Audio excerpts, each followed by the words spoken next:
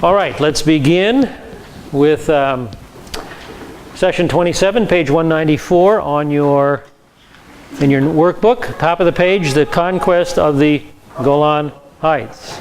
Did I just hear ice cream? Okay. It's not your heart monitor, is it? I hope not. Okay. You feeling okay? Yeah, okay. All right. Let's take a look at where we came from last week. Last week we were looking at the preamble to the Six-Day War, and the preamble was the fact that Syria was firing on the Hula Valley from the Golan Heights. Here you see we're on the floor of the Hula Valley, and the Syrian gun emplacements were there on the ridgeline. And not only were the Syrians firing into the Hula Valley, but they were sending in terrorists as well. And that border was the hottest border in the region. A lot of activity going on, aerial dogfights and artillery duels, etc. Then, well, let me back up a second here. Then Russia decided to get into the act, and they informed Egypt that the Israelis were massing their military on the border for a surprise attack on Damascus. So Nasser sent his government, his observers up there. They saw no Israeli massing of military equipment, but they decided to expand the conflict anyway.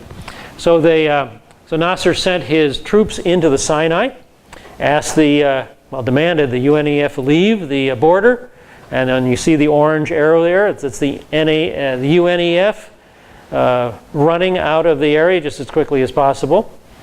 So then his military was free to go to the Israeli border. And then through his propaganda and ranting, the other Arab nations decided to get on board. As we move from south to north on the eastern side of Israel, we have the Saudis on the blue arrow. They brought their army in. The Jordanians with the red arrow brought their army in. The purple arrow there is the Iraqi army. They were allowed to cross Jordan and bring their military in. At the top we have another purple arrow, the Syrian army and the Lebanese army. All of these armies covenanted together with Egypt in order to destroy Israel. And that, I think, is what was predicted in Psalm 83. In Psalm 83 we saw that all the countries surrounding Israel covenanted together to destroy her. Now that has never happened in ancient Israeli history, in Israel's history. Maybe one or two countries at a time might covenant together to attack Israel, but not all of them. Never all of them until now. Wow. Until now, for sure, 1967. And as we looked at Psalm 83, we saw that the Edomites, the children of Lot, the Moabites, and the Ammonites would all be represented by the Jordanians. The Ishmaelites, represented by the modern nation of Saudi Arabia. The Hagrites, descendants of Hagar, represented by the Egyptians. Those who lived in Gebal and Tyre, represented by the Lebanese. The Amalek, represented by the modern Bedouins in the Sinai Peninsula. Philistia, represented by those living in the Gaza Strip, because that's the Philistine plain there. And finally, Syria and Iraq would represent Assyria. All these nations surrounding Israel covenanting together to destroy her. First time in history this has ever happened. Psalm 83 is unwinding before our eyes. And we'll see what happens. Israel responded to this military buildup by attacking the most severe enemy first. All 19 Egyptian airfields were to be attacked. They were to be attacked at exactly 7:45 a.m. And Israel successfully carried out this attack and reduced Nasser's air force to ashes. 340 airplanes total, 320 destroyed in just a few hours. That opened up the Sinai for the Israeli advance, and the Israelis, 1/2 hour after that attack, crossed the border and began to engage the Egyptian armor in the Sinai. And so this is the first day's advance across the border to engage the Egyptian forces. But as the days unwound, the Israeli armors crossed the entire Sinai Peninsula all the way up to the Suez Canal. And in 4 days they had conquered the Sinai, and the greatest Egyptian army, vastly superior to Israel's army, lay in ruins. Then we turned our attention to the battle for Jerusalem, and quickly how the old city was secured by Israel. First of all, the Jordanians decided to enter the battle, even though Prime Minister Eshkol had begged Hussein to stay out of the fight. So the Jordanians took Government House. Here's the old city. South of the old city is Government House. And so the Jordanians went into the DMZ and took Government House. As soon as they did that, they set up their mortars and they began to shell Mount Scopus. This was the high ground to the north and to the east of the old city. It was supposed to be demilitarized. Well, the Israelis couldn't be patient with that, with the high ground being under the control of the Jordanians.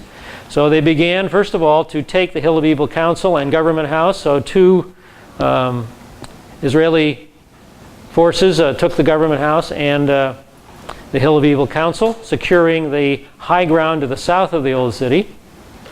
Then they had to deal with Ammunition Hill to the north of the whole city. And paratroopers entered the DMZ and then attacked the Ammunition Hill for probably the brutal and bloodiest battle of the war, as they had to work through the Jordanian trench system, man by man. A lot of hand-to-hand fighting. It was really a brutal victory there. The third step in taking the old city was the attack on the Mandelbaum Gate, the entrance into Jordan.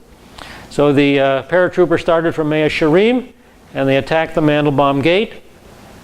And so let's back up a little ways here. Taking the Mandelbaum Gate, they then moved forward to the higher ground to the east and north of the old city and secured this area. At the same time, on the West Bank, Israeli units were performing a pincer operation, and they were crushing the Jordanian military in the West Bank, and their tanks were getting down to the Jordan River. So the West Bank now fell under Israeli control.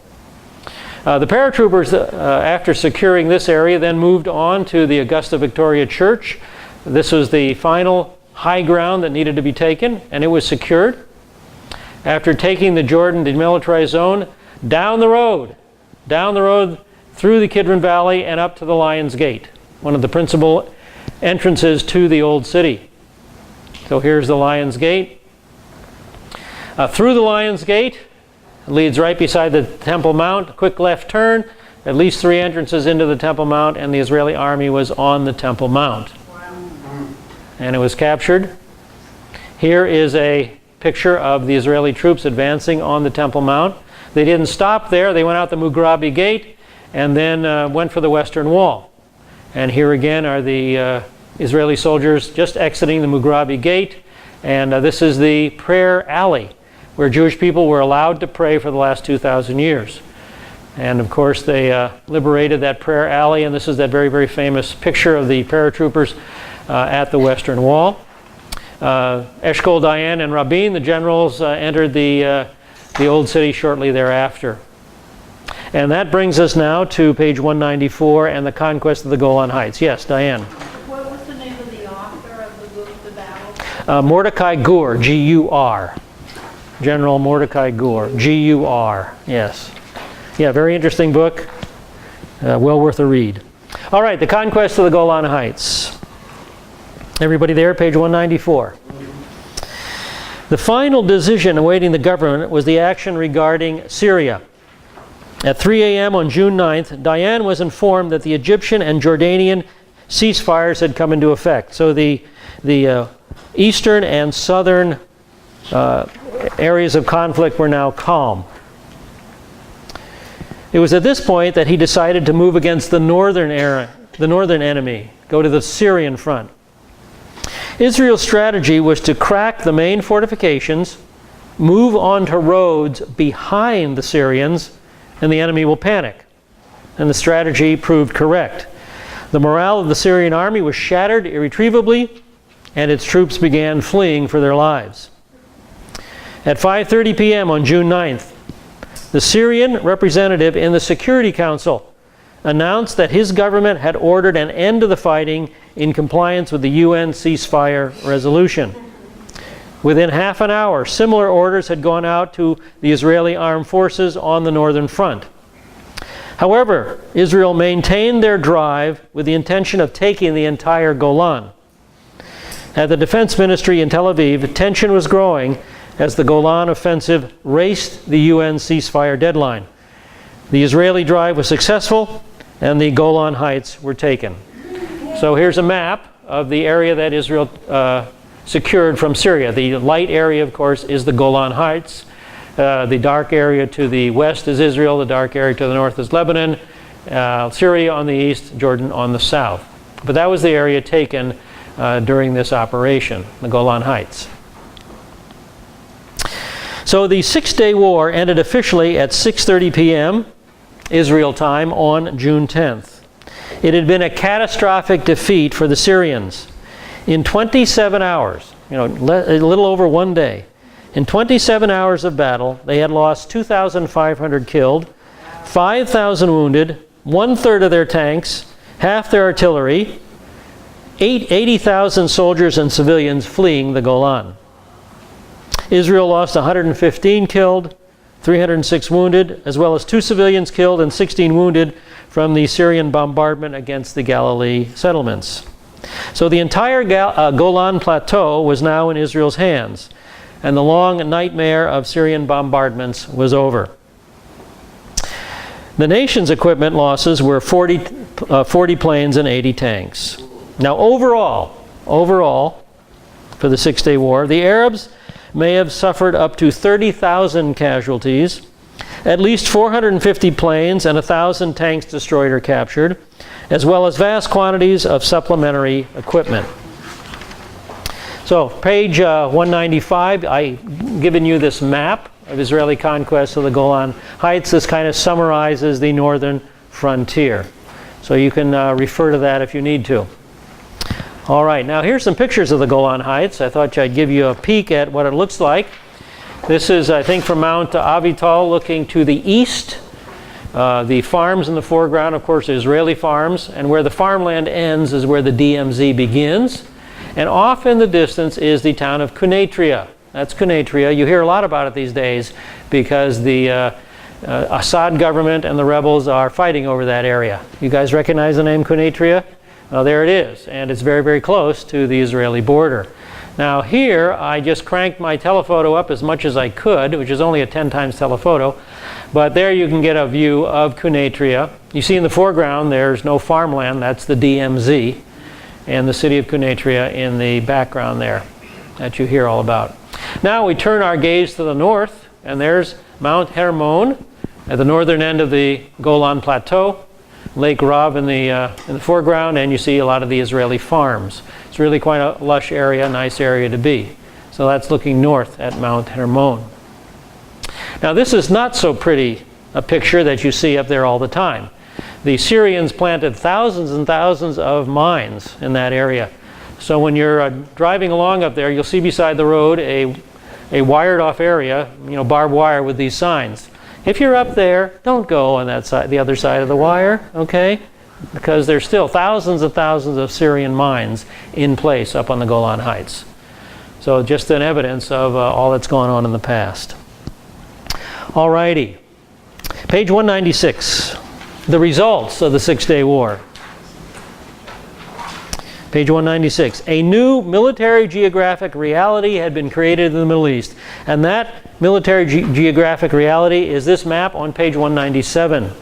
Page 197. I wish I could have reproduced it in color for you. But of course, Israel is the yellow area, the whitish area in the center, and the light brown area, the Sinai Peninsula, the Gaza Strip, the West Bank, and the Golan Heights are the areas occupied now by Israel after the Six-Day War. And notice at the southern tip of the Sinai Peninsula, the Straits of Tiran are now open as well. So it's a brand new situation. Before the war, if you want a more detailed look at the Six-Day War, there is a video out that covers this in an hour-and-a-half long movie, 6 Days in June, the war that redefined the Middle East, put together by WGBH in Boston. It's available on Amazon.com. But it's an interesting video to watch, interesting DVD. 6 Days in June, WGBH Boston on Amazon. So WGBH. I see a number of pencils flying on your paper here, so I'll give you a second to write down that title if you're interested in picking that up and getting another look at a more detailed look at the 6-Day War. Okay, everybody got it? Yep. Okay? All right, let's move on then. Before the war, here's the new reality. Before the war, the main Israeli population centers had lain within 4 minutes flying time of the nearest Arab air base. 4 minutes, and it could be bombed. Any Arab land offensive into Israel, except in the southern Negev, would have affected thickly populated areas, thickly inhabited areas. Much of Israel's narrow wasteland had fallen within Arab artillery range, as had Jewish Jerusalem and the northern Galilee settlements. But now, after the war, the situation was essentially reversed. It was Israeli planes and troops that were within close striking distance of Amman, that's Amman, Jordan, of Damascus, Syria, Cairo, that's Cairo, Egypt. Jewish Jerusalem was no longer on the firing line, nor was the Galilee, nor any other Israeli population center. Howard Sachar explains the incredible change from a purely human perspective. And you have the quote in the middle of the page. What accounted for this earthquake? The explanation hardly could be attributed to superiority of weapons. The equipment advantages was entirely the Arabs. Rather, as in earlier Arab-Israeli wars, the decisive factor was the human element. The literacy gap between Arab and Israeli common soldier was one factor in the equation. Leadership was another. The Egyptian staff officers were guilty of astonishing overconfidence and lack of organization. The force of personal example was vital as well. At almost every echelon, Arab staff and operation officers panicked once the Jews achieved their initial breakthroughs. In the end, however, it was more than literacy and commitment that tipped the balance in Israel's favor. It was the courage born of desperation at all levels. Well, all that Howard Sachar has said is undoubtedly true, but you know, you guys, it's not enough, is it? It's not enough. It's not a satisfactory explanation to say that it depended on the human element alone. In the end, there's more to be said. In the end, we have to acknowledge that the hand of God is poised over the nation Israel. Human courage cannot explain the 6-Day War. Only when we acknowledge the unseen activity of divine intervention can we satisfactorily account for all that happened. Right? Of course, right. Amen. There you go. Page 198. Page 198. Another result. UN Security Council Resolution 242. Here's the political result. On June 9th, the communist bloc leaders gathered in Moscow, where 7 of them issued a long declaration of solidarity with the Arab cause, promising help to the Arab nations should Israel continue its aggression. What a farce, huh? All these armies attack Israel, are planning to attack Israel, and she's the aggressor, huh? Within the next few days, all the communist governments except Romania severed relations with Israel. Bickering and belligerent incidents continued, and the UN tried to hammer out an acceptable diplomatic formula for all sides. The result was November 22nd, 1967, UN Resolution 242. Resolution 242 contains 3 important provisions in regard to Israel and her neighbors. Number 1, the Arab states are required to recognize the existence of the State of Israel and make peace. That's only been implemented by Egypt and Jordan. Only partial implementation. 2, Israel's security needs are to be acknowledged. Any peace agreements with the Arabs must include secure and recognized boundaries that Israel can withdraw behind. These boundaries need not be the same as the lines drawn in the armistice agreements of 1949. 3, Israel can occupy and administer the territories that were captured during the state of war. This occupation and administration can continue until peace agreements are recognized. Resolution 242 does not require that Israel return to a state of military insecurity. Arthur J. Goldberg, the American ambassador who led the delegation to the UN in 1967, submitted on May 8, 1973, an authoritative interpretation of the meaning of Resolution 242, explaining that the resolution is not self-implementing and that its goal is an accepted and agreed upon settlement. Goldberg rejected the interpretation that the resolution calls for a complete Israeli withdrawal. He wrote, and here's, you have the quote, I believe, at the bottom of the page. Resolution 242 does not explicitly require that Israel withdraw to the lines occupied by it before the outbreak of war. The Arab states urge such language. The Soviet Union proposed this at the Security Council. Yugoslavia and other nations at the special session of the General Assembly. But such withdrawal language did not receive the requisite support, either in the Security Council or in the Assembly. That's the General Assembly of the UN. Resolution 242 simply endorses the principle of withdrawal of Israel's armed forces from territories occupied in the recent conflict and interrelates this with the principle that every state in the area is entitled to live in peace within secure and recognized boundaries. And that's all Israel has really ever asked for. Just leave us alone. All right, now that are the results from a human perspective, you guys. I think there's a couple of results that we can talk about that come from a more biblical point of view. And I don't have to have this on your notes, so you'll have to use that 1 inch of blank space on page 198 there at the bottom of the page. I think one result we can recognize from a biblical point of view is that God empowered Israel, enabling her to survive a mortal threat.